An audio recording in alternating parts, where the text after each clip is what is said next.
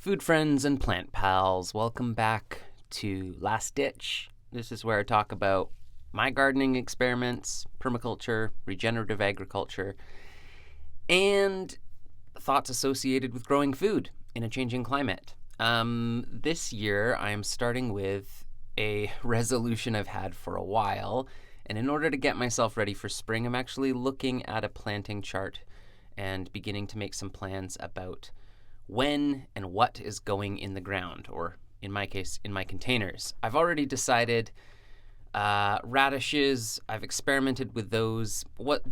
I don't think I have the right conditions for them, so I'm just not going to bother again. Beets are an ongoing experiment. We'll see. I think I'm going to harvest those kind of mid-spring. They've been going since August. Not, I think, the usual timeline for growing those. Things I'm going to keep: tomatoes and peppers. I think I've talked a lot about those here. The spots that I have to grow food in are generally pretty hot and dry, so plants like tomatoes and peppers just love that.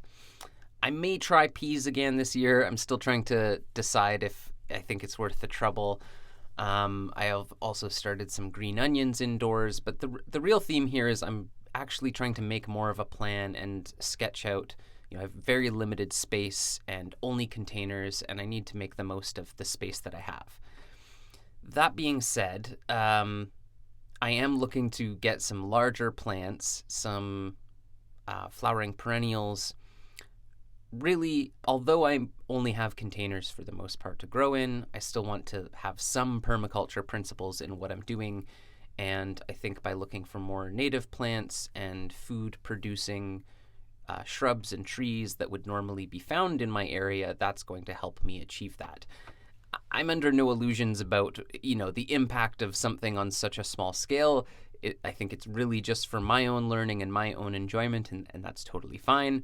But another thing I'm doing getting ready for the spring is in the fall, I scooped up lots of maple leaves and put those in some of those big fabric buckets.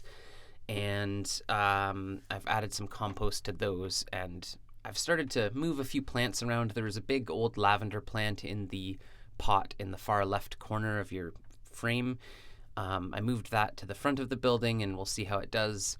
I'm really excited to try some different things, but also, as I said, to get some plants that are also going to be perennial, that I don't have to plant every single year, because when we're constantly having to plant seeds and nurse things along, it's energy intensive. And even if we enjoy it, at a certain point, we need to be thoughtful about how much production we're getting out of something versus how much work we're putting in. So I have a little fig tree. I have a few haskap, which is like similar to a blueberry, some haskap bushes, but really just trying to think through what's going to go in all of these containers that I have, and of course thinking about the timing as well. As ever, I'm thinking about my particular context. We know that it's likely going to be an El Nino year, so much warmer. That will continue for, I'm assuming, the next 4 years, that trend. And it's been really hot and dry anyway. So at the back of my mind in all of my planning, thinking about the various little microclimates on the patio and in the containers that I have, also thinking about the larger picture, which is that I can probably anticipate I'll need things that can grow well in prolonged heat and areas of prolonged drought as well.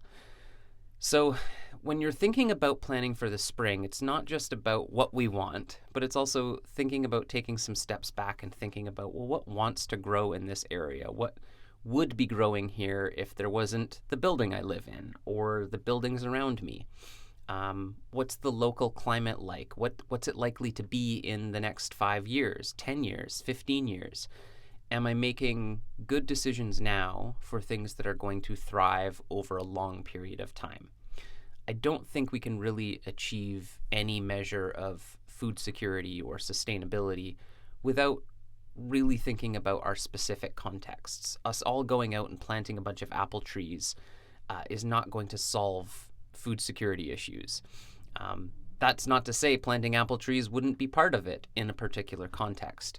But I think that's going to be an idea I really try to explore more here and learn more about and ask more questions about, is how can we be thinking about our local context and a larger context, of course, of climate change, but to be helping make good decisions about the food crops we decide to grow.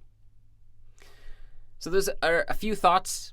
Basically, to summarize, I'm thinking about what worked well last year and what didn't. I'm going to keep the things that worked well, and I'm going to get rid of the things that didn't work so well and experiment with a couple of other things. I'm looking more into the timing and succession planting, so knowing what I'm going to plant and when. Starting to get my soil ready with lots of rich organic matter.